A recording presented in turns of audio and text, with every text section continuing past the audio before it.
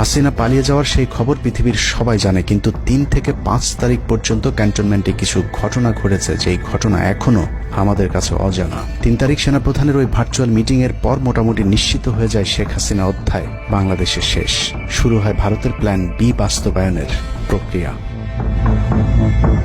3 তারিখ রাতে আসিফ নজরুলের সাথে ডিজিএফআই কার্যালয়ের পাশের একটি ভবনে আসিফ নজরুলের ঘনিষ্ঠ বন্ধু major general Hamid, lieutenant general Mujib এবং মেজর জেনারেল ফেরদৌস সেলিমের একটি গোপন বৈঠক হয়, যেখানে ভারতীয় গোয়েন্দা সংস্থার 16 জন কর্মকর্তা উপস্থিত ছিলেন।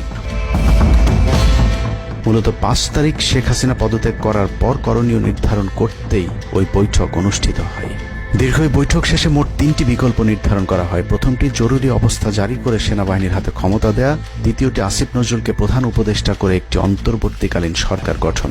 অন্তর্বর্তীকালীন সরকারের ভেতরে যেন ভারতীয় বলয়ের লোকজন বেশি সংখ্যায় রাখা যায় সেটা নিশ্চিত করার ব্যাপারেও আলোচনা হয় বৈঠকে, এবং সেটা নিশ্চিত করতে আসিফ নজরুলের পেছনে সেনাবাহিনীর ওই অংশটির সর্বোচ্চ সাপোর্ট থাকারও নিশ্চয়তা দেওয়া হয়। মূলত আসিফ নজরুলকে সামনে রেখে সেনাবাহিনীর মাধ্যমেই দেশ চালানোর পরিকল্পনা করা হয়েছিল 3 তারিখের ওই গোপন বৈঠকে। 4 তারিখ 3 বাহিনী প্রধানের মধ্যে দফায় দফায় বৈঠক চলেছে। সেই বৈঠক থেকে সিদ্ধান্ত হয় 5 তারিখ সকাল 9টার মধ্যে শেখ হাসিনাকে চূড়ান্তভাবে পদত্যাগের বিষয়টি জানিয়ে দেওয়া হবে। এর পরপরই আসিফ নজরুলকে আবারও ক্যান্টনমেন্টে ডেকে আনা হয় এবং শেখ হাসিনার পদত্যাগের পর আওয়ামী নেতা কর্মীদেরকে যতটা সম্ভব নিরাপত্তা দেয়া, বেসরকারি বিভিন্ন প্রতিষ্ঠানগুলোতে যতটা সম্ভব আগের কর্মকর্তাদেরকে রেখে দেয়া এবং বিটিআর হত্যাকাণ্ড নিয়ে কোনো ধরনের পদক্ষেপ না নেওয়া সহ বেশ কিছু করণীয় ঠিক করে দেওয়া হয়। দীর্ঘ সেই আলোচনার কারণে 4 তারিখ সারা রাত ক্যান্টনমেন্টে অবস্থান করেছেন আসিফ নজরুল। তাৎক্ষণিক আসিফ নজরুলের কাঁধে 2টি দায়িত্ব দেওয়া হয়: আর্মির প্রতি সকলের আস্থা তৈরি করা এবং হাসিনার পদত্যাগের পরপর ছাত্রদেরকে সেনাবাহিনীর নিয়ন্ত্রণে নিয়ে আসা। কথা মতো আসিফ নজরুল 4 তারিখ রাত এবং 5 তারিখ খুব সকালে ক্যান্টনমেন্টে বসে ফেসবুকে তিনি 2টি পোস্ট করেন। পোস্টের প্রথমটি 4 তারিখ রাতে সেনাবাহিনীকে প্যাট্রিয়ট সম্বোধন করে করা হয়, যেন সেনাবাহিনীর প্রতি ছাত্র জনতার আস্থা বেড়ে যায়, এবং পরেরটি সংখ্যালঘুদের বাড়িঘরে হামলা না চালানোর অনুরোধ করে পোস্ট করা হয়। দুপুর 12টার আগে আসিফ নজরুলের করা হিন্দুদেরকে নিয়ে ওই পোস্টে প্রমাণ করে আসিফ নজরুল আগে থেকে জানতেন কিছুক্ষণ পর আসলে কি ঘটতে যাচ্ছে।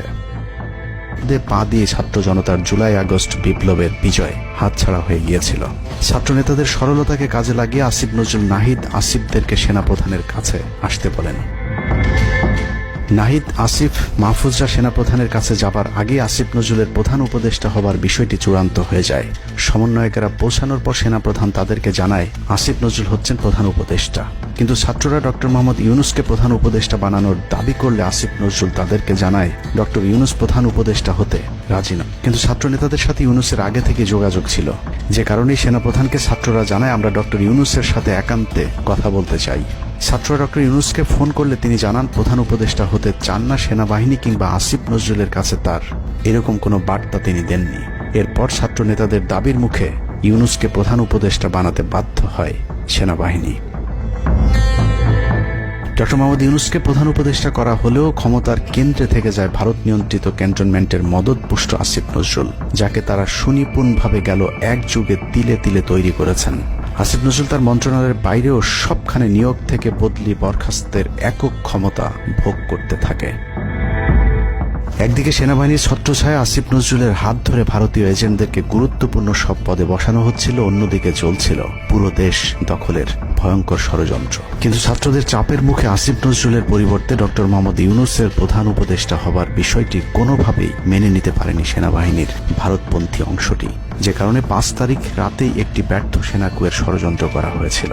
5 তারিখের পরপর ইউনূসের একের পর এক ভারতীয় আগ্রাসন বিরোধী বক্তব্যে আতঙ্কিত হয়ে ওঠে ভারতীয় বলয়, যে কারণে 8 তারিখ শপথ নেয়ার আগেই ডক্টর মোহাম্মদ ইউনূসকে হত্যা করে